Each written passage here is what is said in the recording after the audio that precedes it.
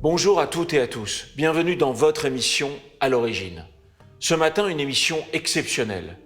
Nous sommes au cœur de Jérusalem, dans le quartier de Nahalat Shiva. Un lieu exceptionnel a été ouvert, un musée de la musique juive. Pour ce faire, nous avons la chance d'être accompagnés par Nechama, guide de ce musée. Bonjour Nechama. Bonjour. Avant de commencer notre visite, pouvez-vous nous présenter le musée ? Voilà, alors nous on se retrouve dans un lieu très spécial et ici au musée de la musique et en fait il y a un thème de ce musée. C'est non seulement le thème de ce bâtiment mais aussi le thème en fait de tout l'entourage, le Kikar HaMuzika, la place en dehors avec les cafés, les restaurants et le thème, le sujet commun c'est en fait la musique. Et comment ça se fait qu'on a choisi la musique ? Ici, en fait, le but de notre musée, la vision, c'est d'unir, de connecter les gens qui viennent ici. Et on fait ça à travers les instruments de musique, les mélodies, les chants, les chansons. Et en fait, c'est comme ça qu'on arrive à unir les gens ici. Ce musée, en fait, c'est un musée privé. Il y a un homme d'affaires qui est derrière tout ce projet-là. Et il a été fondé il y a 6 ans, alors il est assez nouveau. Et en fait, ici, on voit presque 300 instruments de musique dans ce musée. C'est assez incroyable, on rentre dans cet endroit comme dans un complexe totalement artistique, dénué du temps, le Kikar HaMuzika, des restaurants, une scène pour faire des spectacles, un auditorium en haut, et là, un musée avec des salles où en fait, chaque instrument nous raconte l'histoire d'un peuple à travers la musique d'une diaspora juive. Voilà. Donc dans cette salle, par exemple, par laquelle nous allons commencer, racontez-nous. Alors ici, en fait, on commence notre tour en Asie centrale. Et la tradition musicale des Juifs ici, elle était très riche. Et c'est en fait une des premières régions à laquelle des Juifs ont été exilés après la destruction du premier temple. Alors du coup, la musique, elle est très ancienne ici. Elle a été influencée par des instruments du temps de la Bible. Et du coup, alors on a toute cette tradition. Et peut-être, je vais commencer par vous montrer. Oui, là je vois un instrument assez incroyable. Ouais, voilà. Alors celui-là, en fait, il est très spécial. Il s'appelle santour. Et le santour, c'est un des instruments les plus anciens qu'on a ici au musée, environ 500 ans avant l'ère chrétienne. Et du coup, en fait, c'est un instrument de Perse. Alors ici, en Asie centrale, on a des pays alors, comme la Perse, l'Azerbaïdjan, Ouzbékistan, et les Juifs, ils habitaient dans ces régions-là. Et en fait, le santour, il apparaît déjà dans le livre de Daniel, dans la Bible. Et là-bas, il a le nom de psantérine. Voilà, et psantérine, c'est en fait l'ancêtre du piano, parce que psanter, en hébreu moderne, ça veut dire piano. Et du coup, en fait, cet instrument a été utilisé pendant le temps du temple. Alors, les Lévites, en fait, ils ont utilisé cet instrument pour donner l'inspiration aux gens, pour les relier et reconnecter à Dieu, à leur âme. Et du coup, c'était un instrument très central dans le service du temple. Vous êtes en train de nous dire, en quelque sorte, à quel point la musique est importante dans le judaïsme voilà. Et dans le fait que l'émotion puisse rentrer voilà. Dans l'âme d'un être humain. Voilà, voilà. Et la façon dont on joue à cet instrument, c'était en fait avec ces bâtons-là que vous voyez ici. Oui. Donc il y a des cordes, et bien qu'il y a des cordes, c'est pas un instrument à plaquer, en fait c'est un instrument à percussion. Alors c'est comme ça qu'on utilise avec ces bâtons, alors c'est ça qui est intéressant. Et cet instrument en fait, il est toujours, on joue toujours à cet instrument, même aujourd'hui. Alors c'était pas quelque chose qui existait depuis 2000 ans, c'était toujours aujourd'hui, c'est très en mode. Ici en Israël, il y a des musiciens qui jouent à cet instrument. Incroyable. Alors on continue, ici on a un autre instrument que j'aimerais bien vous montrer. Allez-y, je vous en prie. Voilà. Et ça, c'est un instrument qui s'appelle kamanché. Et le kamanché, en fait, on a 2 sortes de kamanché. Un qui est de la région de la Perse et un qui est de la région du Caucase, Azerbaïdjan. Et ici, en fait, les Juifs qui habitaient ici, c'était quelques centaines d'années plus tard. Mais les Juifs au Caucase, il y avait une communauté très principale. Et ils s'appelaient les Juifs de montagne. Les Juifs qui habitaient là-bas, et ils avaient leur propre langue de Djohouri. C'était en fait un mix de farsi arabe avec des mots hébreux dedans. Et eux, ils habitaient dans les montagnes, ils jouaient cet instrument-là. Alors cet instrument, vraiment, c'est un instrument qui exprime les émotions, le languis pour rentrer au pays d'Israël. Et c'est comme ça, en fait, les textes qu'il utilisait à cette époque. Et en fait, c'est le père du violon, d'instruments à cordes d'aujourd'hui. Vous savez qu'un de vos grands musiciens, qui s'appelle Marc Eliaou, Voilà. qui est très jeune, qui a un talent fou, joue de cet instrument. Voilà, exactement. Et c'est lui, en fait, c'est grâce à lui que cet instrument, il est très en mode ici en Israël. Si vous partez à l'école de musique ici à Jérusalem, il y a tout le monde qui veut jouer à cet instrument-là. Et même son père, Peretz Eliaou, lui, il est un master international de la musique de ces juifs de montagne du Caucase. Et c'est en fait le seul presque du monde. Et lui, il est parti là-bas pour enregistrer toutes les mélodies et les chansons que les Juifs là-bas en fait ont chantées dans cette époque. Ce qui est incroyable dans tout ce que vous dites, c'est qu'en fait, on a longtemps cru, pour les gens qui ne sont pas complètement professionnels de musique, que le violon était le symbole de la musique juive parce que ça a été très longtemps l'objet de musique clé par rapport à toutes les mélodies qu'on connaît, qui nous ont émus. Et en fait, à travers la visite de ce musée exceptionnel, on va découvrir en fait que chaque diaspora a son violon, quelque part. Voilà, exactement. Et chaque diaspora aussi a sa langue, comment exprimer, parce que les textes, comment on retrouve un thème commun entre les diasporas, le languis pour rentrer à la maison, la beauté de Jérusalem, c'est des choses qui reviennent à chaque fois, mais chaque diaspora a sa propre mélodie et de façon de comment exprimer ses émotions en fait. Voilà. Et alors, à propos de cet instrument, vous voyez ici un arc. Et c'est en fait un instrument qu'on pose pas sur les épaules comme un violon normal. En fait, on le pose sur les genoux. Oui. Et vous voyez ici que l'arc, il est un peu spécial. Oui, il est très détendu. Voilà, il est très détendu. Voilà, exactement. Et en fait, le musicien qui joue à cet instrument, c'est lui qui met la pression sur l'arc pour le fixé comme ça, d'une manière qui puisse jouer sur cet instrument. Ici, vous voyez, ils ont couvert la boîte de résonance avec une peau d'un animal. C'est sublime. Voilà, c'est un animal, en fait, c'est d'un poisson. D'un poisson? Voilà. C'est une peau de poisson, ça? Voilà, une peau de poisson. Incroyable. Voilà.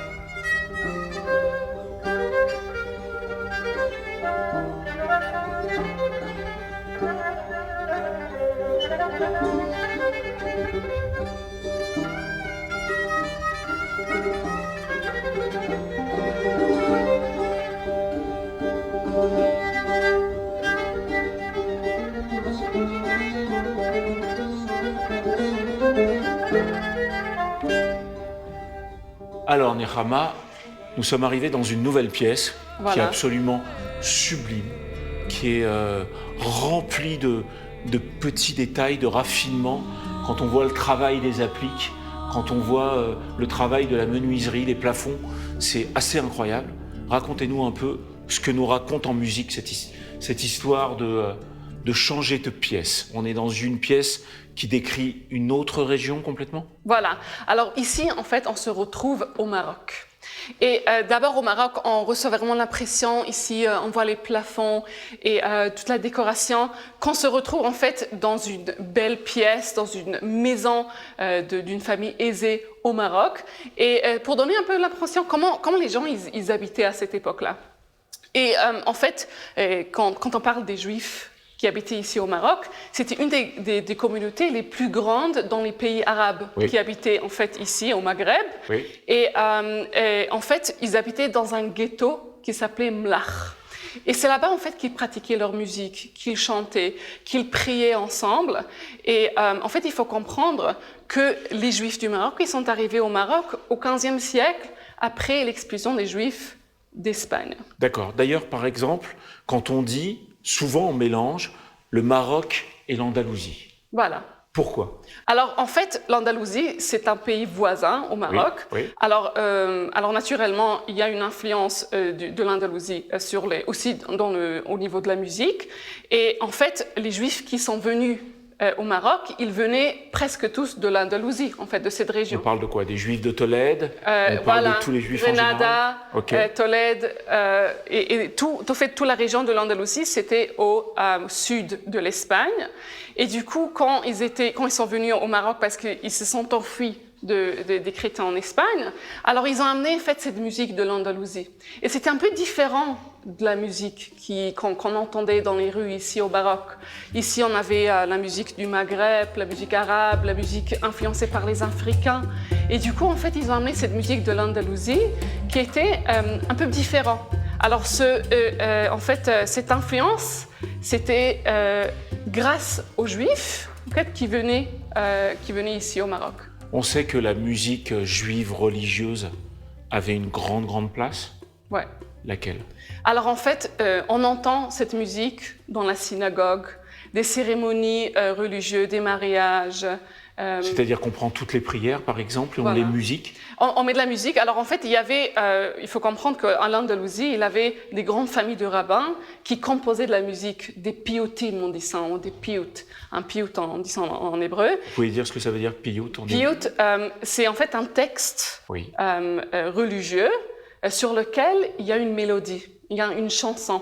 Et en fait, par exemple, il y avait une famille qui s'appelait famille Abu Khatsera, qui habitait en Espagne. Le grand rabbin. Gros rabbin, voilà. Et c'est eux, par exemple, qui ont composé ces textes et cette musique en Andalousie. Et ils ont amené ça au Maroc. Alors, à la synagogue, on entend ça. Le Shabbat, on entend ces mélodies-là. C'était, à votre avis, pour mettre un rite maroco-andalousien, ou plutôt pour essayer, à travers les prières, d'amener de la joie dans la religion? Je pense que c'est les deux. Parce que le chant et la musique, ça nous amène la joie et aussi ça nous lien à notre identité. Oui, totalement. Tout de suite. Voilà. Tout de suite. Et en fait, c'était ça aussi le but. La communauté juive au Maroc, elle était très attachée à leur tradition. Ils étaient aussi en contact avec les rabbins en Europe en général. Alors il y avait toujours le lien et que, en fait, on est un peuple juif et on reste ensemble. Et c'est à travers la musique aussi qu'on l'exprime. On a de la chance aujourd'hui d'avoir ce musée pour nous, de découvrir ces pièces qui sont comme sur une map monde géographiquement, nous montrent toutes les régions et à la fois l'immigration de tous ces peuples juifs et de toutes ces diasporas avec l'évolution de leur musique et de leur mélodie intérieure. Et pour ça, on a même la chance aujourd'hui d'avoir un musicien qui s'appelle Asher, c'est ça? Voilà, il s'appelle Asher et il va nous donner une interprétation d'une mélodie de cette région-là marocaine. Merci.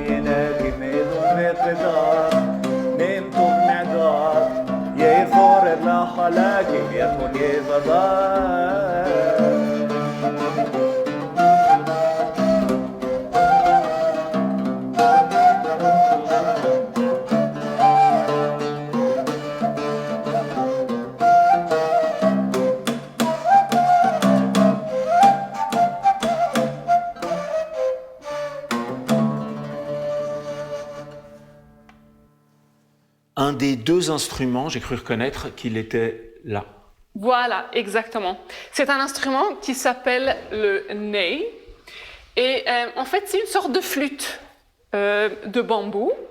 Et en fait, c'est un des instruments que les Juifs ils ont amenés d'Andalousie, en fait, de cette partie de la région. Et en fait, c'est un des instruments aussi qu'on connaît de la Bible. Et c'est pendant la période de la Mishnah que les Juifs ils habitaient ici en Israël. La Mishnah, vous pouvez nous expliquer pour tous les spectateurs qui connaissent pas? Oui, alors la Mishnah, sur la Mishnah, on connaît le Talmud.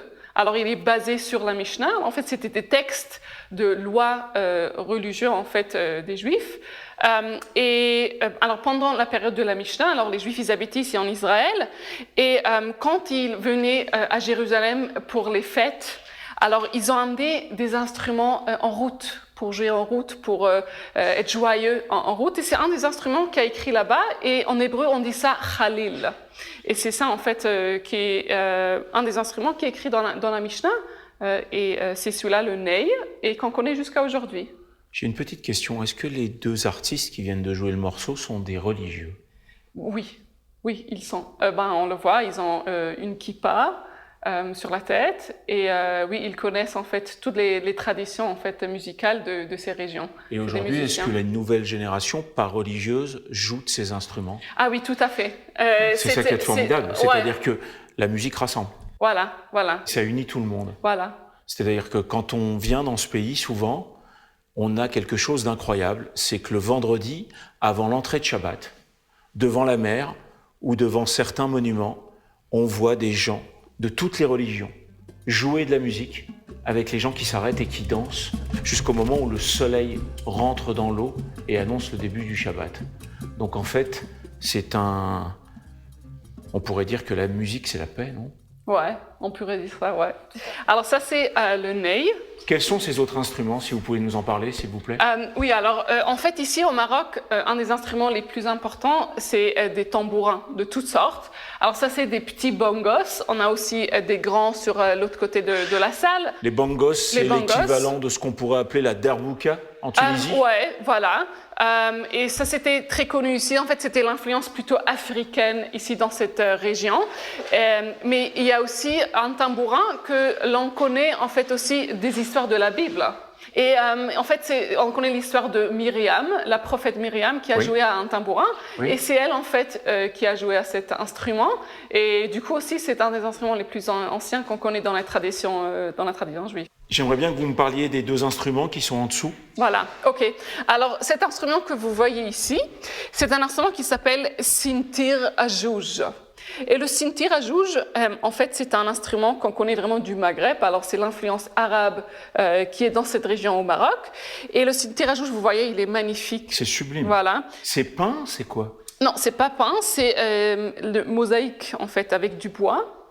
Et en fait, c'était vraiment des artistes dans cette région. Et le sintir ajouj, en fait, jouj au marocain, c'est-à-dire deux. Et comment ça se fait que c'est deux? Parce qu'il y a deux manières de jouer à cet instrument. Alors d'abord, vous avez des cordes ici qui, en fait, c'est des matériels d'animal en fait qu'ils ont utilisés à cette époque. Oui. Alors il y a des cordes et ici, en fait, il y a la peau d'un chameau. Et il y a deux manières de jouer à cet instrument. Alors c'est ou à plaquer ou à percussion en même temps. Alors en fait, il y a deux styles. Normalement, on s'assoit en fait en famille, avec des copains, des amis, par terre, et on joue ensemble, on prie ensemble, on étudie ensemble, et les instruments, ils nous accompagnent en fait pour nous montrer, pour nous enseigner toutes les lois, les histoires, quoi que ce soit. C'est beaucoup joué ces instruments? Oui, tout à fait. Alors au Maroc aujourd'hui, certainement, c'est toujours un instrument qui est toujours joué, le sintir ajouj, et aussi on le voit dans d'autres parties du monde. Ouais. Mais c'est très marocain. Ouais. Alors celui-là, il s'appelle djimbri, et en fait, ce qui est très unique à cet instrument, vous voyez, en fait, il n'y a pas normalement à la guitare, on voit des frettes qui sont collées à la nuque de l'instrument. Et ici, en fait, on n'a pas ce cas-là. C'est pour ça qu'on peut glisser les doigts sur les cordes. Et c'est comme ça qu'on peut accorder l'instrument à une gamme très, très spéciale qui est connue aussi dans tout le monde oriental, une gamme qui s'appelle makam. Et makam, en fait, ça vient du mot makom, et makom, en fait, et makam en arabe, c'est-à-dire la place. C'est-à-dire que la musique, elle est censée d'exprimer une place dans l'âme ou dans le cœur de la personne, et c'est comme ça qu'on joue à cet instrument-là. C'est très très beau, et c'est très très poétique. Et c'est incroyable parce qu'on ne regarde plus l'instrument de la même façon en fait. Voilà. Alors vous vouliez nous montrer l'autre partie de la pièce? Ouais. On peut y aller?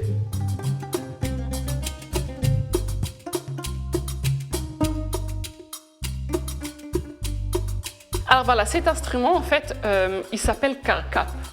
Et en fait, il ressemble à des castagnettes qu'on connaît d'Espagne.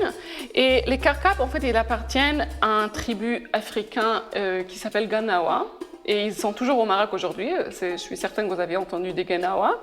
La musique Gnawa, on en entend beaucoup à Essaouira. Il y a d'ailleurs un festival de musique Gnawa depuis des années. Voilà, exactement.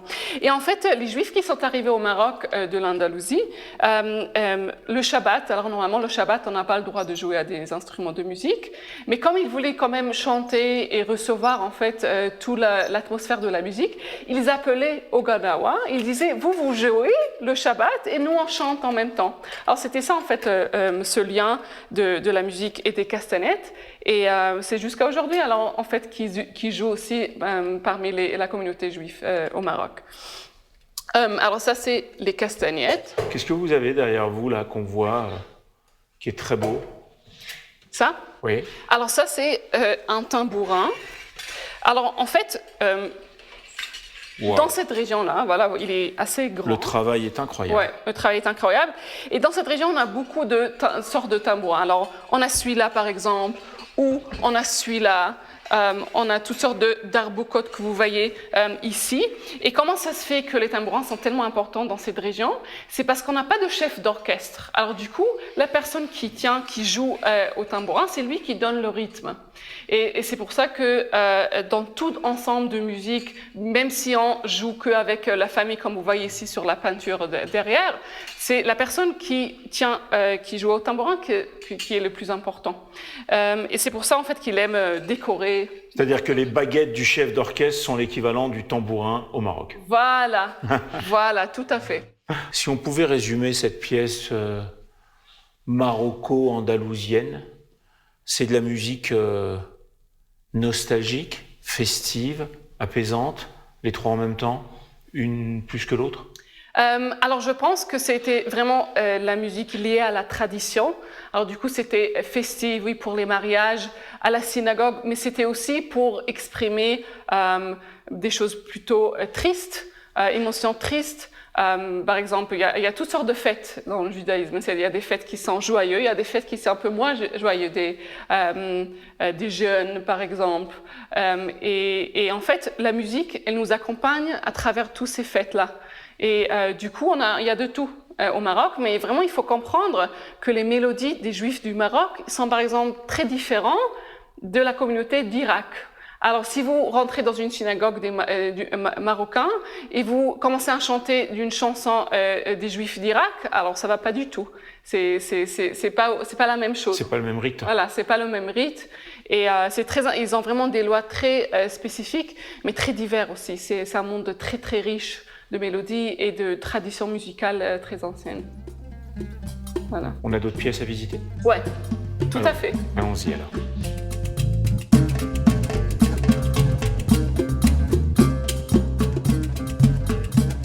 Nechama, nous avons complètement changé d'univers. On est dans quel esprit, dans quelle région, dans cette pièce? Voilà, alors on a vraiment changé de monde ici et on se retrouve en Europe. Et ici en Europe, tout à fait, on reçoit en fait l'impression qu'on est dans un monde culturel très différent de ce qu'on a vu dans le monde oriental, et aussi en rapport avec les traditions musicales des Juifs, la communauté juive. C'était très différent ici. D'abord, beaucoup plus tard. Alors on parle, les premiers Juifs, ils habitaient en Europe au IXe siècle, autour du Rhin, ils se sont installés. Et en fait, au IXe ou Xe siècle, le centre du monde était plutôt au monde oriental. Alors le Maroc, l'Espagne, l'Irak, c'était là-bas en fait que la culture elle existait. Et en Europe, le Moyen Âge, c'était un âge très très sombre. Alors toute la musique à cette époque-là, elle était une musique plutôt simple, sombre. Les gens, ils étaient vraiment occupés de survivre. Et aussi au niveau, en fait, la communauté juive qui était là-bas, c'était la même chose.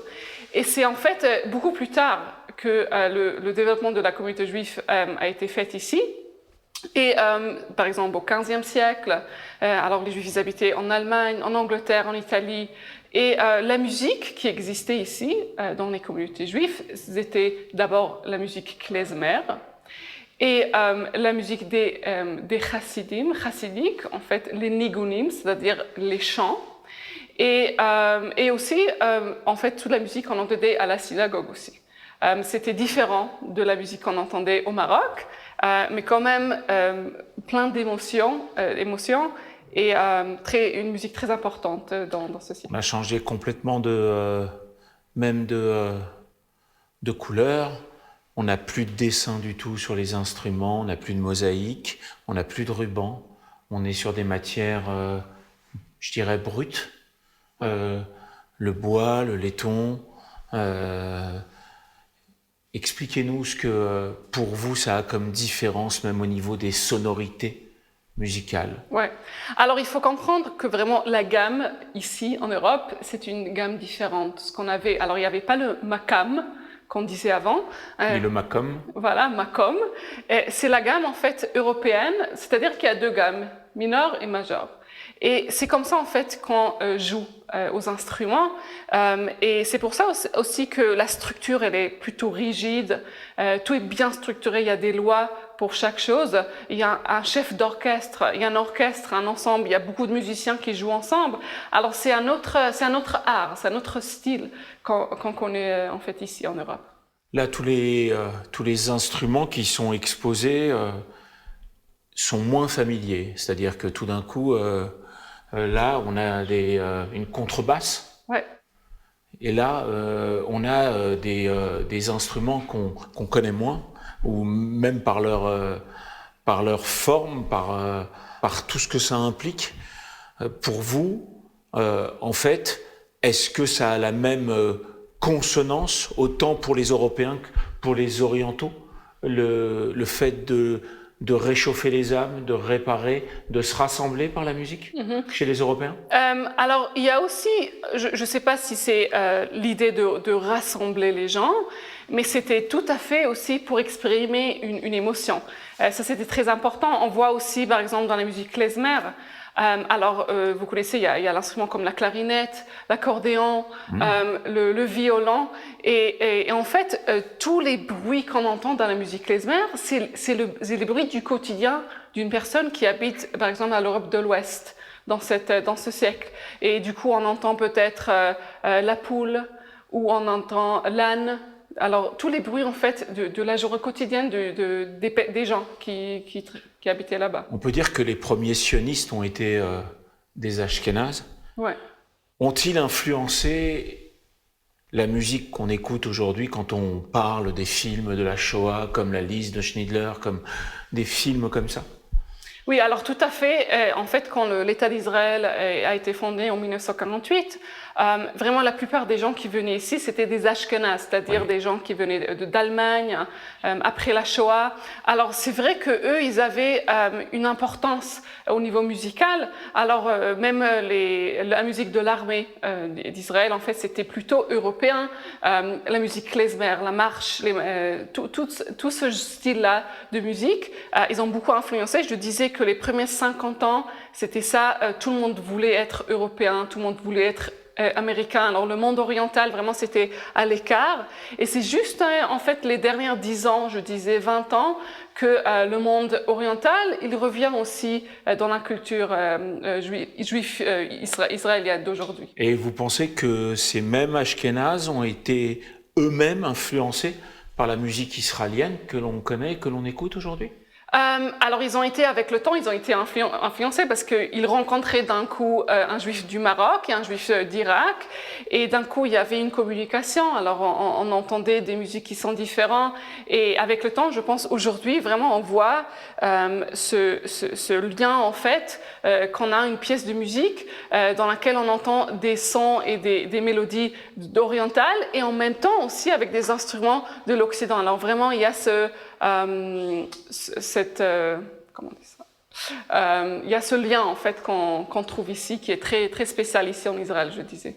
Et vous pensez que donc la richesse de ce pays comme de cette identité, ça vient, comme vous venez de dire, c'est-à-dire du mélange Voilà. mélange de tous ces gens qui se retrouvent sur la même terre, Voilà. avec les mêmes origines, Voilà. mais pas forcément du même endroit, Voilà. et qui partagent et qui mettent tout ça au milieu. Voilà, voilà, tout à fait, exactement. Et c'est ça ce qu'on voit parmi aussi les musiciens jeunes qui habitent ici. On voit ce mélange en fait. Tout le temps. On voit par exemple, il y a un musicien qui s'appelle Omri Mor, et lui, il joue au piano. Alors il vient du monde classique et du blues et du jazz, mais il amène aussi la musique d'Andalousie, arabe, et du coup, en fait, il fait un mélange des deux, et c'est quelque chose de très spécial. On ne voit pas ça dans des endroits. Oui, on peut même parler de Idan Rachel qui aujourd'hui se mélange sur scène avec des Éthiopiens, des Espagnols, des Yéménites, et avec lequel son projet s'appelle Les Musiques du Monde d'ailleurs, qui sont créées ici en Israël. Voilà, un mélange culturel très, très unique en fait. D'autres trésors se trouvent dans les pièces d'à côté. Vous allez nous les faire découvrir? Oui, tout à fait. Alors on y va.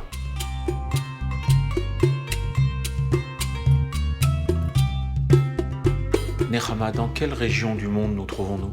Alors ici, on se retrouve dans les pays du Balkan. Alors on a donc la Turquie, la Bulgarie, la Grèce, la Roumanie. Et en fait, les Juifs qui arrivaient ici, ils venaient eux aussi, comme les Juifs du Maroc, ils venaient de l'Espagne. Et ils sont arrivés ici et ils parlaient la langue de ladino, qui est en fait une langue, un mélange entre l'espagnol et l'hébreu. Voilà. Celle des Juifs de Tolède aussi. Voilà. Ces communautés qui ont été décimées pendant la Shoah, que restait-il de leur musique? Alors, vous vous étonnez, en fait, il en reste de cette musique-là. Par exemple, la musique klezmer, qu'on a vue aussi en Europe. Oui. Aussi au Balkan, en fait, c'est une musique qui est influencée par la musique klezmer, dire en fait par la musique des Tziganes qui habitaient à l'Europe de l'Ouest, à Bulgarie. En fait, il y a une grande influence de musique klezmer, et du coup, c'est ça, au fait, la musique du Balkan.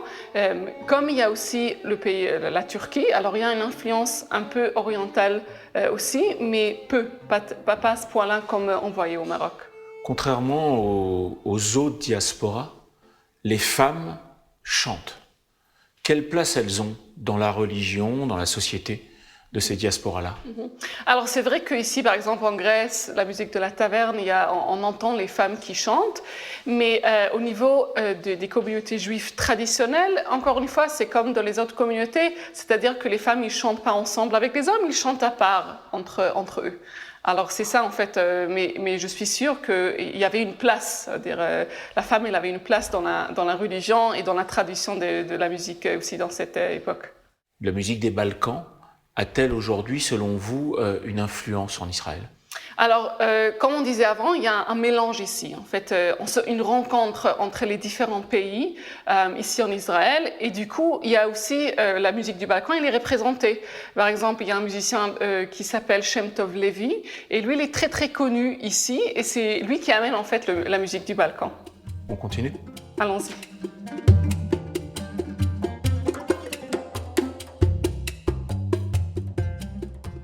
Nous sommes dans un univers encore complètement différent. Où sommes-nous? Alors nous, on se retrouve au Yémen. Alors vous voyez en fait une salle assez petite. Oui. Et en fait, l'histoire des Juifs du Yémen, c'est une histoire très particulière. Les Juifs du Yémen, en fait, ils sont arrivés au Yémen il y a 2500 ans, pendant le premier temple. Et du coup, en fait, c'était des Juifs qui étaient appartenant à des communautés très fermées, très attachés à leur tradition, à la loi de la Torah. Et en fait, quand eux, ils entendaient que le temple et Jérusalem a été détruit, ils ont pris sur eux les lois du deuil. Ils ont dit qu'ils vont plus jamais jouer à des instruments de musique, parce que tout le centre de musique et d'inspiration, ils recevaient en fait de Jérusalem. Et du coup, il n'y avait pas ça, ils étaient détruits. Et du coup, ils pouvaient plus, ils n'arrivaient pas à jouer à des instruments de musique. Et c'est pour ça en fait qu'ils jouaient à un instrument qui a l'air de cette manière ici.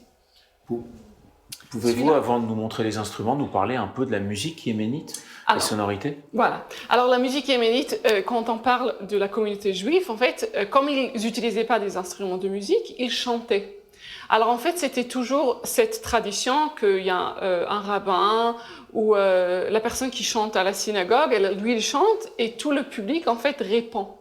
Et c'est en fait cette manière aussi, comme une sorte de communication en fait. Et c'est ça en fait leur pratique. Alors on dit que la voix des Juifs du Yémen, c'est une voix très très belle. C'est ce qu'on dit. Parlez-nous des instruments. Là, je vois, c'est un tanak. Voilà, c'est un instrument qui s'appelle tanaké et vous voyez tout de suite en fait que c'est un instrument très particulier. Il a l'air en fait comme une sorte de boîte de conserve et c'était vraiment ça l'outil de cet instrument. Il mettait peut-être à manger dedans des concombres ou quoi que ce soit et en fait il utilisait ça pour montrer leur deuil. Ils utilisaient ce tanaké là que vous voyez ici. Et sur ces chants dont vous nous parlez, c'est exclusivement les hommes ou les femmes aussi peuvent chanter? Alors, la plupart, quand on parle de chants traditionnels religieux, alors les hommes et les femmes, ils chantaient à part. Il n'y avait pas de connexion entre eux. C'est-à-dire que quand les femmes, ils chantaient à la maison, autour de la table de Shabbat ou entre eux, et les hommes, c'était quelque chose à part. Là, je vois qu'il y a un mozanko éthiopien, c'est une sorte de violon. Voilà, alors ça c'est un violon que les Éthiopiens ils ont amené. Il est très particulier parce qu'en fait il a qu'une corde, une seule corde. Et l'archet que vous voyez ici aussi il est très très simple. Et c'est incroyable quelle sorte de mélodie on peut faire sortir de cet instrument à une corde. Et aussi utilisé, on avait dit avant, Idan Reichel, c'est un des musiciens les plus connus ici en Israël. Et lui il utilise aussi cet instrument. Il travaille ensemble avec les Éthiopiens aussi pour leur donner une voix ici en Israël. Et ce qu'on voit là, c'est aussi des instruments assez particuliers, assez singuliers. Oui, voilà, il y a le krar, ça aussi c'est une sorte de harpe éthiopien aussi. Et on voit ça aussi dans des fêtes éthiopiennes, ils utilisent cet instrument. Ils jouent à cet instrument. Merci. On passe à d'autres univers voilà, encore. Exactement.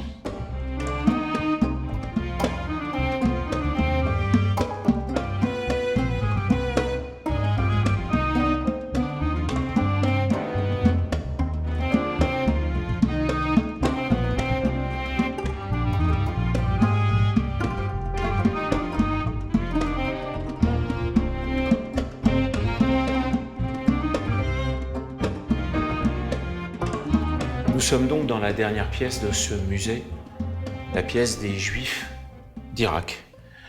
C'est une des plus anciennes de la région, les musiciens. Les Juifs ont connu un âge d'or, notamment à Bagdad, c'est ça? Voilà, exactement. Alors en fait, ici, les Juifs qui arrivaient en Irak, ils venaient d'origine, c'était en fait le premier exil après la destruction du premier temple. Alors c'est la Babylonie, en fait, on dit ça, l'exil de Babylonie. Et en fait, les Juifs étaient très connus pour être des musiciens dans cette époque, dans cette région, notamment à Bagdad. Et même ils ont fondé en fait un orchestre pour des musiciens aveugles. Et c'était connu en fait que les Juifs ils ont fondé cet orchestre. Et aussi il faut comprendre qu'à cette époque être musicien c'était pas très prestigieux. Et du coup comme les Juifs ils étaient là-bas, ils étaient pas très reconnus du monde à cette époque. Et du coup c'est ça ce qu'ils faisaient, c'était leur profession. Mais c'était connu en fait que les Juifs ils étaient vraiment des musiciens très particuliers. Quel genre de musique en Irak on pouvait entendre dans la musique de la communauté juive? C'était plutôt des musiques festives, des musiques religieuses, sorties de prières, de la poésie? Voilà, alors c'était festive, plutôt sortie de la prière. C'est quand même connu que la musique d'Irak, c'était une musique un peu plus de nostalgie, un peu plus triste. Mélancolique? Mélancolique, voilà. Alors c'est pour ça en fait que cette période-là, en fait, on connaît les gens qui venaient en Israël d'Irak. C'est ça, c'est les mélodies en fait plus mélancoliques qu'ils amenaient, voilà. Quels sont les instruments typiques et principaux des Juifs d'Irak? Voilà. Alors on a celui-là, il s'appelle oud, c'est un des plus anciens instruments qui vient en fait d'Irak. C'est un instrument arabe. Et du coup, en fait, les Juifs qui étaient là-bas, ils jouaient à cet instrument. Et ici, en Israël, en fait, cet instrument, il est arrivé par un musicien qui s'appelle Yair Dalal. Et en fait, au début, quand il a pris cet instrument, il est arrivé il y a peut-être 60 ans ici. Les gens l'ont regardé, ils n'ont pas compris c'est quoi cet instrument-là.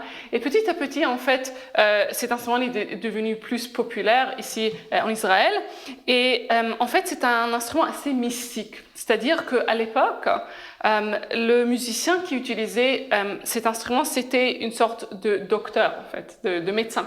C'est-à-dire que quelqu'un qui était malade, il n'allait pas chez le médecin pour recevoir un médicament, il partait chez le musicien qui jouait à l'oud. Il avait un oud très particulier avec 4 cordes, chaque corde avait une autre couleur. En fait, c'était le feu, l'eau, l'air, alors les 4 éléments, voilà. Alors, il a compris que, en fait, chaque maladie qui se trouve dans le corps de la personne, c'est en rapport avec un état émotionnel de l'âme. Et du coup, il a compris, en fait, il faut l'équilibrer, cette personne. Et c'est pour ça qu'il jouait à l'élément qu'il fallait à cette personne. Et c'est comme ça qu'il a guéri au final. Tout dans l'oreille, en fait. Voilà, par la musique. Et c'est cet oud qui est très connu aujourd'hui aussi en Israël et dans le monde arabe en général, en Israël aussi. Et vous voyez ici en fait le trou dans la boîte de résonance. Il y a une décoration et on appelle ça l'âme de l'instrument. Et chaque oud a une autre décoration. Alors vous voyez que vraiment chaque âme, elle est très particulière. Elle a une autre décoration. C'est très très très poétique. Voilà. Y a-t-il un autre instrument ? Voilà, alors vous voyez ici un instrument qui s'appelle kanoun et c'est un autre instrument qui vient de cette région. En fait, c'était connu qu'en Irak, il y avait une délégation de musiciens qui partenaient en fait, qui faisaient partie des compétitions de musique dans le monde arabe et c'était connu qu'il y avait toujours des musiciens juifs qui venaient en fait d'Irak, même au 19e siècle. Et en fait, cet instrument faisait partie de cette délégation. Et c'est un instrument kanoun en arabe, c'est-à-dire loi. C'est-à-dire que dans chaque orchestre, le kanoun nous donne le rythme. C'est lui qui est l'instrument important. Et en fait, il faut être assez doué pour savoir jouer cet instrument. Parce que vous voyez, non seulement c'est un instrument à plaquer, c'est en même temps, vous avez ici des pièces en métal que pendant qu'on joue à cet instrument, il faut les élever. Et c'est comme ça que la corde aussi s'élève et c'est comme ça qu'on change la gamme pendant qu'on joue et c'est donc un instrument que c'était connu qu'il y avait des musiciens vraiment aveugles qui jouaient à ce kanoun-là que vous voyez ici et c'est un instrument très populaire en Israël. Vous allez à des concerts aujourd'hui, il y a toujours un kanoun, on le pose normalement sur une table et une mélodie très, très agréable à l'oreille. Pareil, il arrive que les jeunes générations jouent de cet instrument ? Tout à fait. On le voit de plus en plus. Ouais. C'est incroyable. Ouais. Merci Nechama. Avec plaisir. Merci pour ce grand voyage à travers la musique, à travers ce musée de la musique hébraïque au cœur de Jérusalem, dans ce Kikar HaMuzika. C'est impensable de voir que chaque diaspora, que chaque communauté avait ses instruments, avait ses rites, avait sa façon de pratiquer la religion en musique, avec une spiritualité totalement personnelle et donc totalement universelle. C'est d'une poésie et c'est d'une réparation de l'âme assez incroyable. Merci. Merci beaucoup pour ce moment exceptionnel et de nous avoir éclairés sur toutes ces diasporas. Avec plaisir. Merci à tous de nous avoir suivis. Je vous souhaite un bon dimanche, une bonne semaine. Prenez soin de vous. À très bientôt.